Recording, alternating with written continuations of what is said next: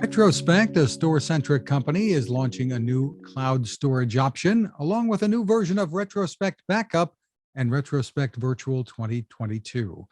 They're all about keeping your data safe, and joining us is General Manager JG Heithcock. Hi, JG. Hi there.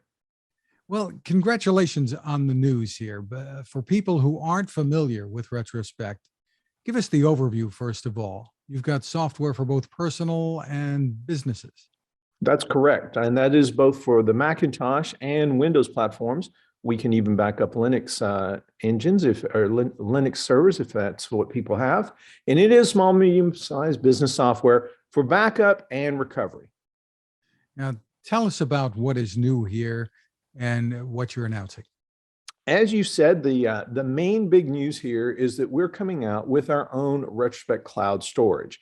Now, Retrospect has been able to back up to something like 20, 22, 23 different cloud providers, all of the main names that you can think of, and a lot of personalized or more region-specific cloud providers. Retrospect is coming out with their own cloud storage. This is largely driven by our customers who've come to us and said, hey, I do not want to have to assemble my own sort of backup environment. It's great that you can back up to all these different people, but I really just want to have a simple solution where I go and I buy one thing, I've got one bill, and I don't have to worry about knowing how to go through navigating, setting up cloud, provisioning, all those words that I don't even want to know about. I just want it to work. And so that's what this Retrospect cloud storage is about.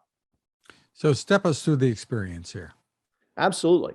So what's going to happen here is when you buy Retrospect, right? And by the way, you can buy Retrospect either as sort of a one lump fee, right? What we call perpetual license. As you buy it one time and you have it.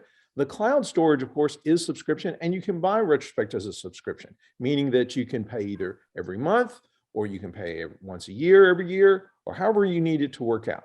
So whenever you do set up buying Retrospect, whether it's buying it through our own direct store or going through a partner that you're already working with, you're going to get an email. You'll click that email. Normally it would download an installer, but in this case, what's going to happen is it's actually going to take you to console.retrospect.com. This is our management service that we've been providing for some years. It's a free service.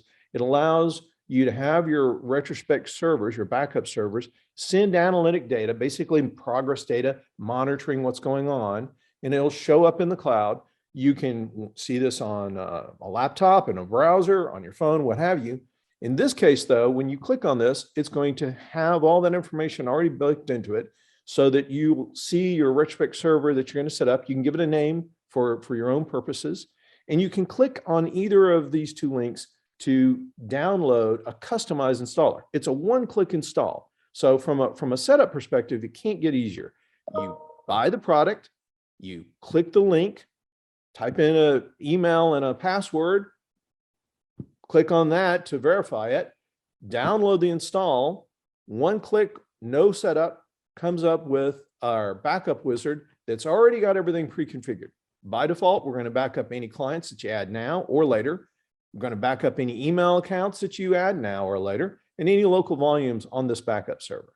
So again, whether you're backing up just a small home office or a small business, this is a very easy process. You can customize it then. You can go back afterwards and customize it. It's no big deal. You click start, it's off and running, backing up to the cloud. And again, this is s3.retrospectcloud.com. This has got the same sort of enterprise type features as all the other products out there. One of the things that's very important to call out is that it does immutable backups.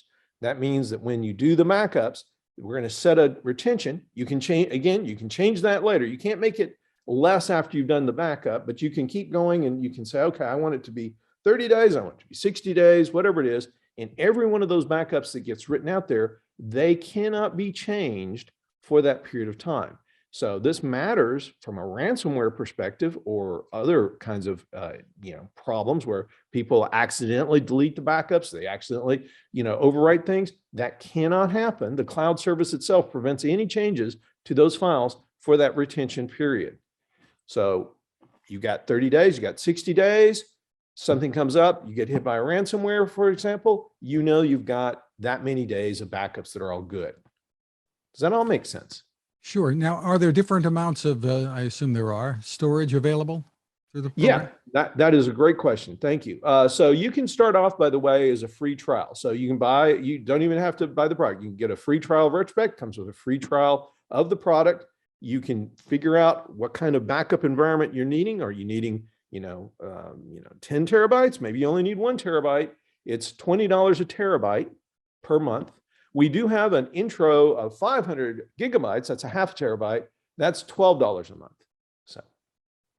Interesting. So give us the overview of what you feel it really differentiates Retrospect from the many competitors that are out there. Absolutely. What should people know? Absolutely. So one thing I'm going to point out, and Retrospect, this is our mantra. This is a thing we always want to say. You own your data, right? So we have a cloud storage, right? That's where you can park your data, but you own the backups. So you can encrypt that backups. That's your key. You can move that data around. You can do backups locally. And in fact, that's something we would actually recommend you do. Retrospect can back up locally to either a disk, a NAS, or a tape even. And then you can do transfers without needing to do a second backup. Again, a lot of backup products don't have this feature. A lot of cloud backups, for example, that's what they do. They back up to the cloud. It's simple, but they don't really have what you might call a 3-2-1 plan. They just have a backup to the cloud plan. 3-2-1 means you need to have 3 different copies of your data, and they should be in 2 different places. So local backups are fast to do. They're fast to do restores, but going out to the cloud, that helps you with the disaster recovery plan. And the immutability helps you with ransomware. So tell us about, you talked about different levels here. Going from even, I guess, personal use for people at home or with a home office up to the enterprise. Tell us where pricing begins. Give us an idea. Oh, sure. Well, for one thing, we have a solo product, right? That's $40, right? It's a very affordable thing. And a lot of people will actually use the solo product, by the way, in a larger business environment where they want to say they have a distributed work center. So maybe you have a salesperson, as we do, out in Portland. Well, he could have a copy of Solo and he could be doing his own local backups, right? So we also have a desktop version that can back up to, I think, 5 different clients, right? And so that's like, you know what, let me just make sure, because they've changed the prices. So I want to make sure that I'm not telling you something that's not accurate here. So for the desktop product, that is $180, or actually $160 for the non-premium version. So that comes with clients as well as email. You can also do the single server 5. This means you're going to be able to back up a single backup server, right? Again, we can do Mac or we can do Windows. And again, that comes with multiple clients, 5 clients, and that's $550. And it keeps going on up from there. You've got something like multi-server where you can back up multiple different backup servers. That's now you're starting to get into the large scale businesses here. And we can mention it again, even though it seems like we can be wasting our breath sometimes or repeating it over and over. The importance of doing this. So there's a lot of ways you can lose data, right? If there was only one way, then you could really make sure of solving that problem. So ransomware is something that is very high in people's mind, but even beyond ransomware, there's viruses. There's the fact that you can lose data because of a fire. I've had my own house burned down. You can lose it because of a flood. You can lose it because of just accidents, misadvertence, right? The thing fell over. There are all kinds of different ways of losing your data. So it's not just important to make sure that you have backups of your data, because again, you spent how long to make this? Many people, it's irreplaceable, right? You can't get that data back. You would have to recreate things. You don't want to do that. So it's super important that you have multiple copies.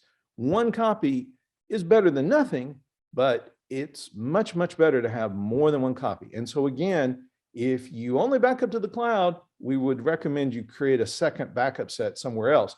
But really the best thing to do is to have a local backup, because it's in 2 different places. It's twice as unlikely that you're going to lose both of those, right? Did that make sense? Yeah. It sure does. So for more information, where can we go? Retrospect.com. Terrific. JG Heithcock, thank you so much for taking the time with us. Thank you so much, Fred.